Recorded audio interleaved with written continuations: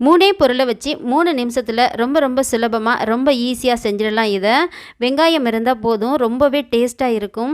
இது சைடிஷ்ன்னு சொல்கிறத விட மெயினாகவே நம்ம இதில் ஒரு அரை ஸ்பூன் இருந்தாலே போதும், ஒரு தட்டு சாதம் சாப்பிடலாம். மரவள்ளிக்கிழங்கு, சப்பாத்தி, பூரி, இட்லி, தோசை எல்லாத்துக்குமே செட் ஆகும். இது மாதிரி செய்து வச்சுக்கிட்டோம்னா மாதக்கணக்கில் கெடாமல் இருக்கும். மாதக்கணக்கில் கெடாமல் இருக்குது, ஹெல்த்துக்கு நல்லதில்லைன்னு சொல்லாதீங்க.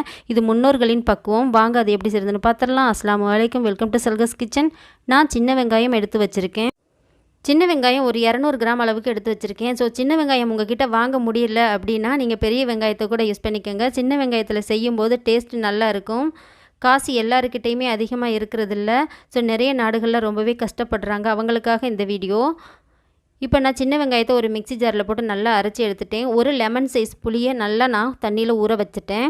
அதே மாதிரி நல்லா காரத்துக்கு நீங்கள் எந்த அளவுக்கு காரம் சாப்பிடுவீங்களோ அந்த அளவுக்கு நீங்கள் எடுத்து மிளகாய் எடுத்து நல்லா தண்ணியில் ஊற வச்சுக்கோங்க ஒரு 10 நிமிஷத்துக்கு. நல்லா ஊறினதுக்கு அப்புறம் அதை இப்போ மிக்ஸி ஜாருக்கு மாற்றிக்கலாம். இதை மிக்ஸி ஜாருக்கு மாற்றிட்டு நல்லா கரெக்டாக எல்லாம் ஃபைன் பேஸ்ட்டாக அரைச்சிட்டு வந்துடணும். அரைச்சிட்டு வந்தீங்கன்னா நல்லா பேஸ்ட் ஆகிரும்.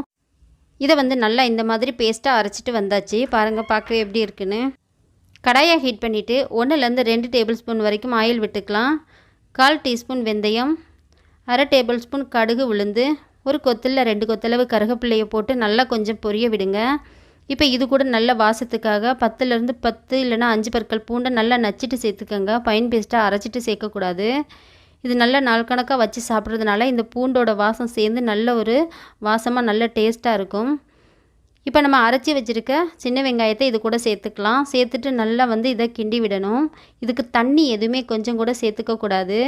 இது நார்மலாக நம்ம குக் பண்ணாமல் கூட புளி, மிளகாய், வெங்காயம் எல்லாம் சேர்த்து அரைக்கலாம். அது உடனே நம்ம சாப்பிட்றணும். ஒரு நாள் மட்டுமே நம்ம வச்சு சாப்பிட முடியும். இப்படி செய்யும்போது நாள் கணக்காக வச்சு சாப்பிடலாம். மஞ்சள் தூள் 1/4 டீஸ்பூன், உப்பு தேவையான அளவு போட்டு இது எல்லாத்தையுமே நல்லா கலந்து கொடுங்க.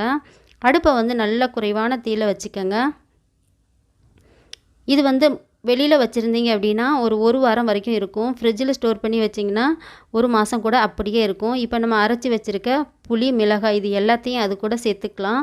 சேர்த்து இதை நல்லா கிளறி விடுங்க. நல்லா அடுப்பை குறைவான தீயில வைங்க. ஒரு பாட்டிலில் போட்டு நல்லா ஊறுகாய் மாதிரி நீங்கள் ஸ்டோர் பண்ணி வச்சுக்கலாம். ரொம்ப டேஸ்ட்டாக இருக்கும். ஒரு அரை ஸ்பூன் இருந்தாலே போதும். எல்லா நாடுகளிலையுமே இப்போ ரொம்ப கஷ்டமான சூழ்நிலையாக இருக்குது. அவங்களுக்கு ரொம்ப யூஸ்ஃபுல்லாக இருக்கும் இந்த வீடியோ. எனக்கு உப்பு கொஞ்சம் பத்தாமல் இருந்துச்சு. ஸோ அதுக்காக எக்ஸ்ட்ரா உப்பு கொஞ்சம் சேர்த்துக்கிட்டேன். இதோட பக்குவம் எப்படின்னு பாருங்கள். இப்படி கிண்டும் போது அப்படியே திரண்டு வருது பாருங்கள். இதுதான் அதோட பக்குவம். இப்போ நம்ம இதை ஸ்டவ் ஆஃப் பண்ணிவிட்டு பரிமாறலாம். நல்லா ஆறினதுக்கப்புறம் ஒரு பாட்டிலில் போட்டு ஸ்டோர் பண்ணி வச்சுக்கோங்க. பாருங்கள், இதுவே அதிகம்தான், நான் அதிகமாக வச்சுட்டேன். ஸோ ஒரு அரை டேபிள் ஸ்பூன் இருந்தாலே போதும். மரவள்ளிக்கிழங்கு, சப்பாத்தி, பூரி, சாதம் எல்லாத்துக்குமே ரொம்ப சூப்பராக இருக்கும். நீங்களும் செய்து பாருங்கள். செய்து பார்த்துட்டு எப்படி இருக்குன்னு கமெண்ட் பண்ணுங்கள். லைக் அண்ட் ஷேர் பண்ணுங்கள். தொடர்ந்து நம்ம சல்கஸ் கிச்சன் சேனலுக்கு உங்களுடைய ஆதரவு கொடுங்க. நெக்ஸ்ட் ஒரு சூப்பரான வீடியோவோட மீட் பண்ணலாம். அது வரைக்கும் பாய்.